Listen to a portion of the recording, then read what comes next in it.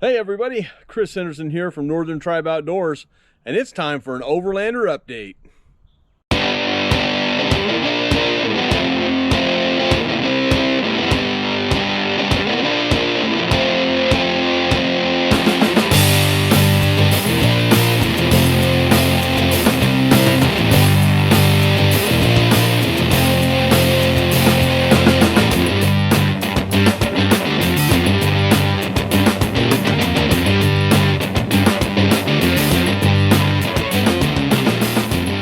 Okay, let me give you a little bit of backstory.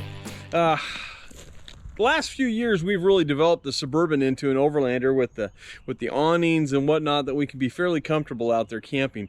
But two things have bothered me. One is I've not ever gotten a really good or great night's sleep. The different bed options, the different cot options, they've been okay. We've slept some, but you know what? It's not like going into a home bed. The second thing is that I love the ARB awning room, but in the rain, it's kind of tough. So this last year when we were elk hunting, we had probably one night of 2 inches of rain, and it was tough in there, and so it didn't perform as well as I would have liked. So in the really rough weather, that ARB awning room is not gonna do really well in the super duper rain. So I needed to look at something a little bit different. So in my direction in Overland going, I decided I wanted to do kind of a four-wheel drive trailer, something that I could put behind the truck and pull it anywhere I went. When I went elk hunting and through wallows and things like that, I could get through there with this trailer. And so we kind of looked at some home built stuff, and we decided, you know what, we wanted to do a cargo trailer conversion. And we got lucky. We found a trailer that was for sale that somebody had started doing that to and decided to abandon his project, and from that we get to benefit. So let me show you around what we got and what we're going to do with it. First of all, it is a 5 by 10 foot Continental cargo trailer made by Forest River, and a couple of things it has right here on the front. It's got an extended tongue, and that extended tongue is going to allow me to put in a box in here, as well as my propane if I want to put my propane there, which I'm going to. And that is going to be something that I don't have to do because he did it from the factory. And that's a great option for those of you that are looking to get into a cargo trailer conversion. You want to do that. In addition, it has electric trailer brakes already installed. It came with it, so loving that. He put 4 of these jacks down here on there. Put 4 of these jacks to stabilize your trailer and get it level when you go camping. So that was already put on. He put 1.5 inch or 2 inch spacers on the wheels, and then he put the same wheels that will fit his Jeep Cherokee that he had. Now the good news is that these are they're 285/70 R17s. I have 285/75 R16, so we got basically the same exact tire on here, except a different wheel and hub kind of a situation. So I will eventually switch these out so that the tires and wheels match the Suburban, giving me extra possibilities for spares, and having the same spare on the Suburban and on the trailer. He put in these custom fenders with the storage behind. They're bolted on. They're really, really nice, really stout. You can stand on them. Just did a great job on there. I can't complain about that. Did windows on both sides. So those, he had those done at the factory, and a window in the door. And so that too was already done. I was dreading the idea of having to cut a new trailer or buy a trailer and have to cut holes in it. Not liking that idea at all, but hey, he had it done, so I bought it from there. He put this great roof rack on it. Oh my goodness. And it is nice.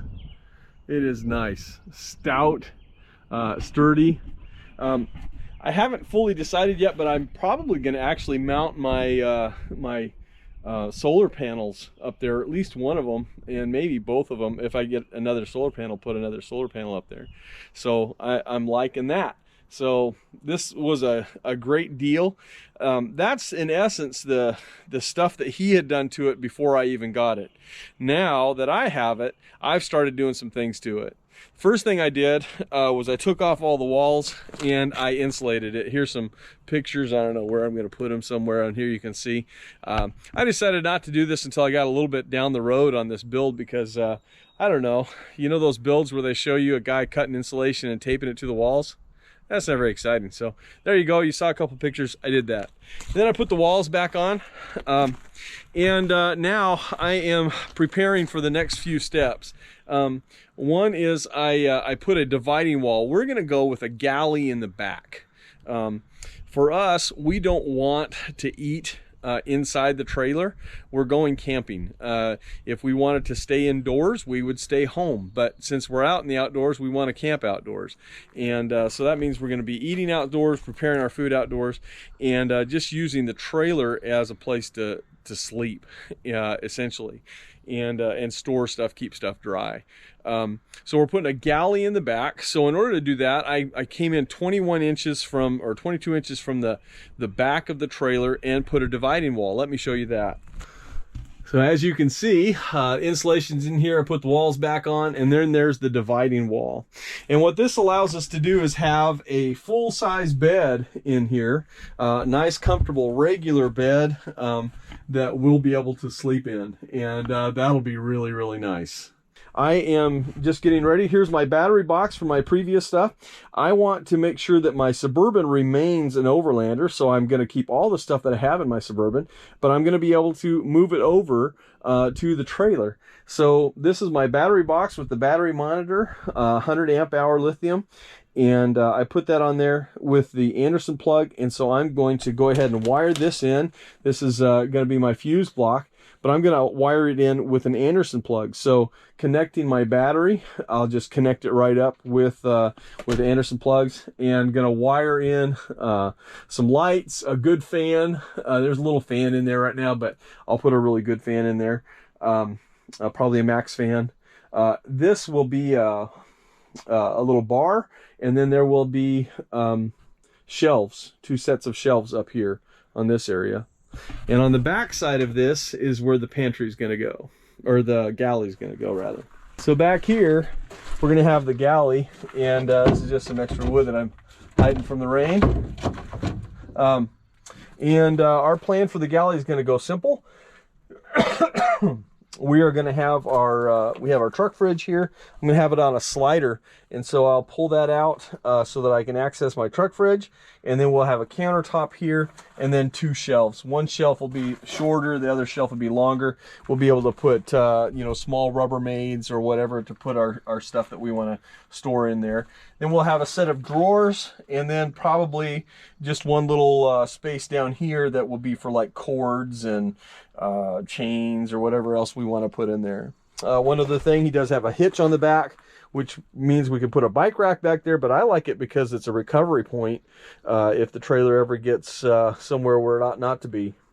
Now, the one thing I didn't like about what the fella did to it is he took, this had a ramp on it, which I wouldn't have liked to have a ramp on it, but he cut the ramp off and had this custom welded up here, and then he put these things in here. This is just a great excuse for cutting your head up. I've actually taped this stuff on here until I get done with it. I'm going to take this down. I'm going to actually put the door swinging to the side. I have the hinges are ordered. As soon as they get here, I'll have the door swinging to the side, not this kind of a thing, because we're going to be putting our awnings on here. So I'll have a 270-degree awning that'll come over and cover this space. It'll be bigger than this, so it'll be more waterproof.